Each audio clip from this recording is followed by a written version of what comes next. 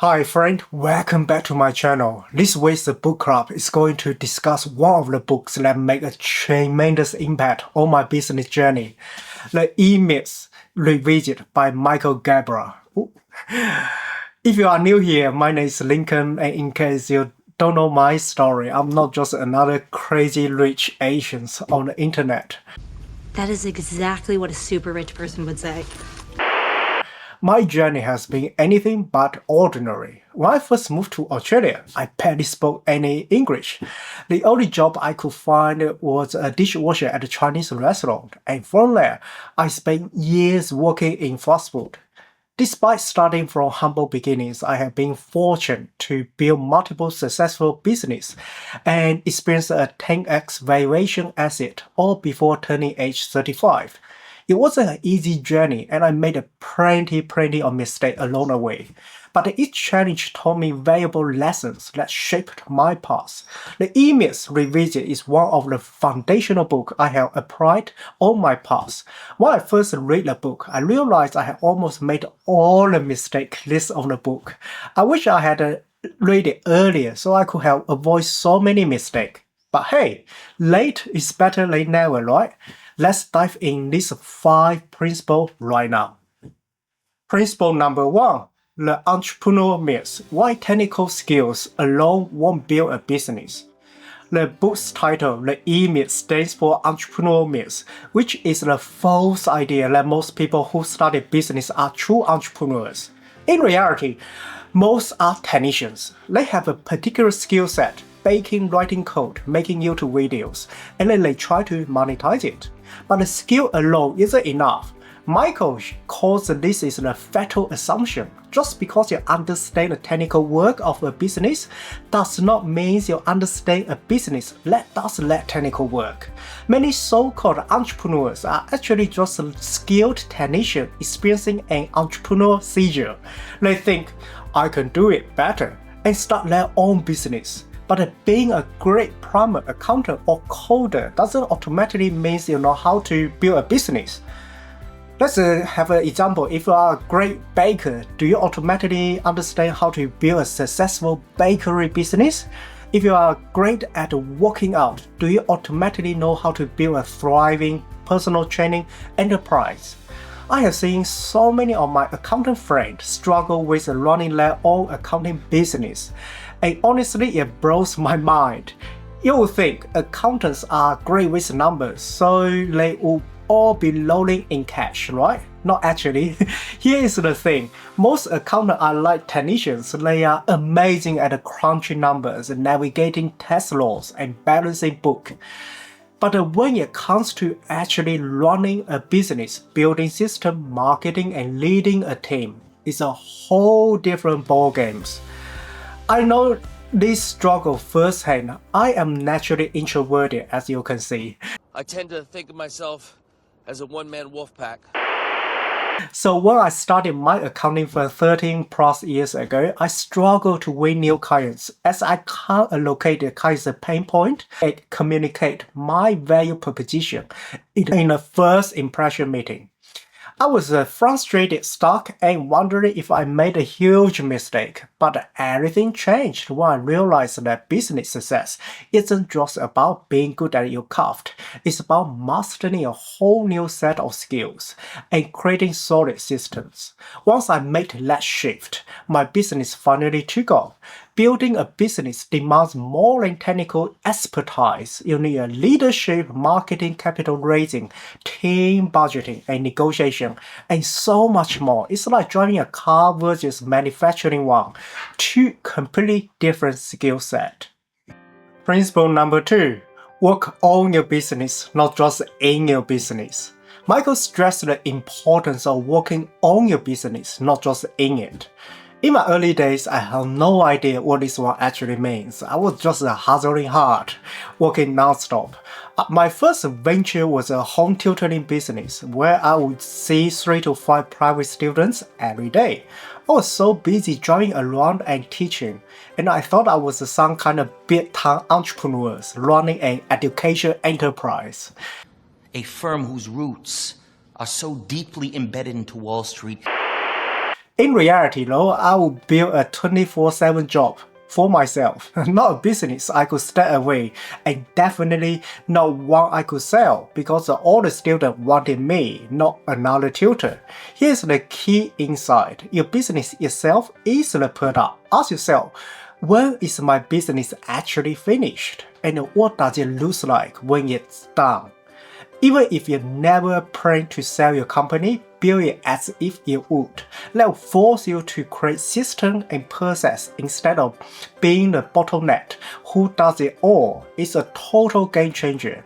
Once you shift from working in a change to working on a vision, your business can truly start to grow. Principle number 3. Embrace 3 hats: entrepreneur, manager, and technician. Every business requires people to wear these 3 distinct hats: the entrepreneur, the manager, and the technician. The entrepreneur envisions the future, setting goals, exploring new opportunities. The manager ensures that proven process continue to deliver results. The technician focuses on day-to-day tasks, solving problems in the present. In the beginning, you will likely wear all these 3 hats yourself. But as your business grows, you will need to bring in managers and technicians to take on those roles. Your ultimate goal as an entrepreneur is focused on where you are headed, rather than caught up in daily operation or micromanaging every detail. I remember when I first started my accounting firms years ago.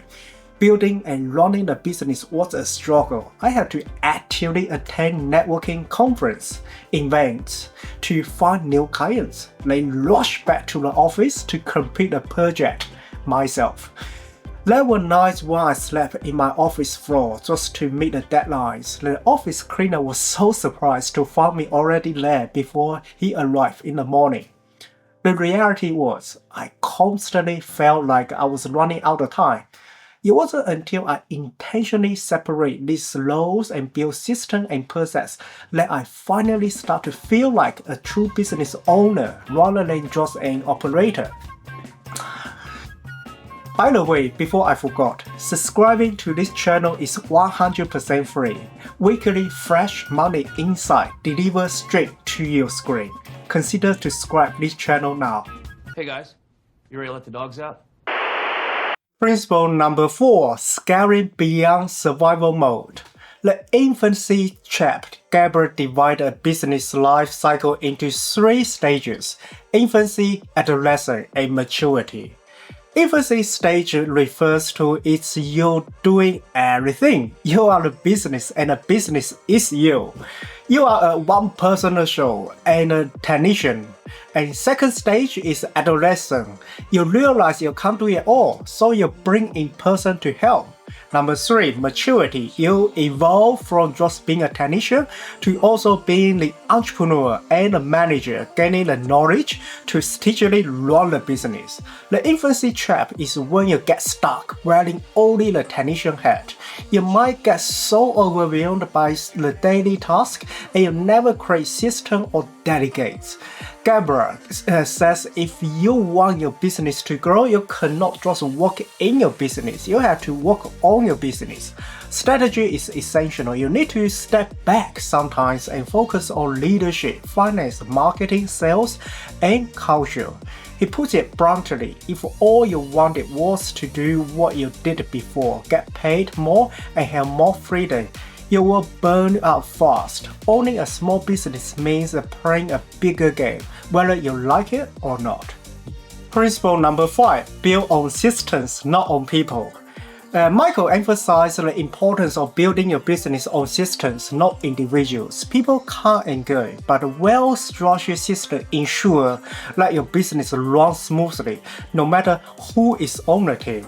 Think about McDonald's. Their processes are so well defined that whether you visit a location in Chicago or Tokyo, you'll receive the same consistent experiences. I experienced this firsthand with one of my business ventures in the medical industry.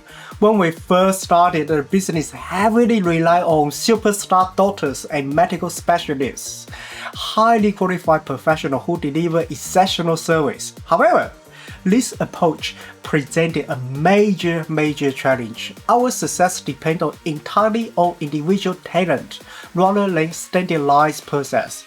As a result, the quality of service was super inconsistent, and clients hesitant to refer more patients to us because they sense uncertainty in our capabilities. It wasn't until we established standard operation procedures (SOP) and removed our dependency on superstar employees that the business truly scaled. By building robust systems, we created a structure where high-quality service could be delivered consistently, regardless of who was on staff. Once we made that shift, the business grew exponentially. That's the power of a duplicatable system. Ask yourself, how do I build a business that doesn't rely on me every single time? The goal is to create scalable, repeatable process that allows you to work on your business more and in your business less. The shift paves the ways for true freedom and growth. So, which of these 5 principles are you going to implement in your business today? If you are a business owner or planning to start one, drop a comment below. I would love to hear your biggest takeaway from this video. If you are interested in diving deeper into fast-track business mindset, check out my other videos on Millionaire Fastly. The link is below. I post new content every week, so if you found this valuable, make sure to like, subscribe, and hit the notification button to stay updated and keep our momentum going. Remember, your background doesn't define your future. If a fast food boy like me, who started with absolutely nothing, can build scalable business, you, my friend, can absolutely cook up your own success recipe too. Keep dreaming big and taking bold action, because the life you envision is waiting for you to show up and claim it. Let's make it happen. See you in next video. Bye for now.